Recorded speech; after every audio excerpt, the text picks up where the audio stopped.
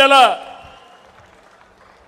కుటుంబ సభ్యులు చూస్తే అమెరికాకు పోయి 25 ఏళ్ళలో మీ ఊరిలో ఒకసారి మీరు గుర్తుపెట్టుకోండి 25 సంవత్సరాల్లో ప్రపంచంలో నెంబర్ 1 తలసరి ఆదాయం సంపాదించే జాతి ఈ తెలుగు జాతి. దానికి వేసిన ఫౌండేషన్ ఆ రోజు తెలుగుదేశం పార్టీ. అప్పుడు నేను ఐటీ మాట్లాడాను. ఇప్పుడు నేను మాట్లాడేది ఐటీ ఒకటే కాదు, ఏ మాట్లాడుతున్నా, డేటా సెంటర్లు మాట్లాడుతున్నా, మన పిల్లలకి నాణ్యమైన విద్య గురించి మాట్లాడుతున్నాం. ఇంకో పక్కన ఎక్కడికక్కడ మన పిల్లల్ని క్వాంటమ్ కంప్యూటర్లో కూడా ఆధునీకరణ తేవాలని. ఈరోజు ప్రపంచంలో ఉండే టెక్నాలజీస్ అన్నిటికీ చిరునామా మన రాష్ట్రం అని చెప్పి నేను మీకు తెలియజేస్తున్నా.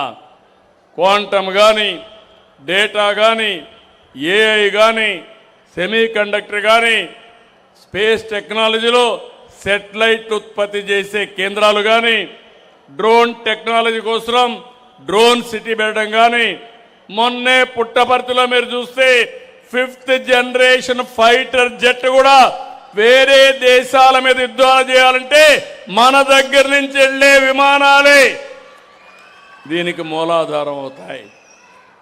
ఇలాంటి టెక్నాలజీస్ అన్నీ తీసుకొస్తున్నాం. అయితే అదే సమయంలో మీరు ఇంకొక విషయం కూడా గుర్తుపెట్టుకోవాలి. నేను సాగునీటి పైన పెద్ద ఎత్తున ముందుకు పోతున్నాం.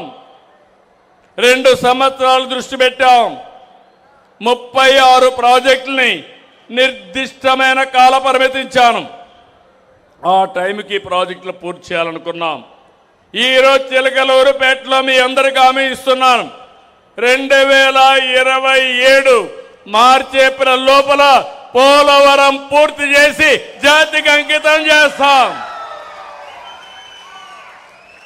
ఈ పోలవరం తెలుగు జాతికి ఒక వరం, ఒక జీవనాడి. నీళ్లుంటే మా రైతాంగం బంగారు పండించే రైతాంగం ఇక్కడ ఉన్నారు. ఇది పూర్తయితే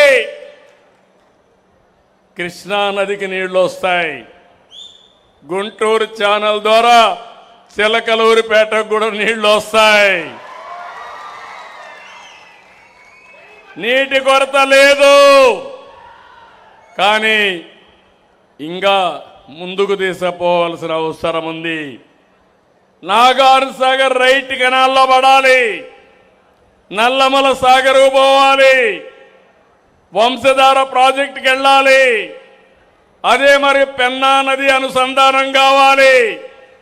బనకచెర్ల వరకు పోగలిగితే, అన్ని నదుల అనుసంధానం జరిగితే ఆంధ్ర రాష్ట్రానికి తిరుగు లేదని మరొక్కసారి మీ అందరికీ విజ్ఞప్తి చేస్తున్నా. ఇది నా జీవితాశయం. ఇది ఎన్టీ రామారావు గారి సంకల్పం.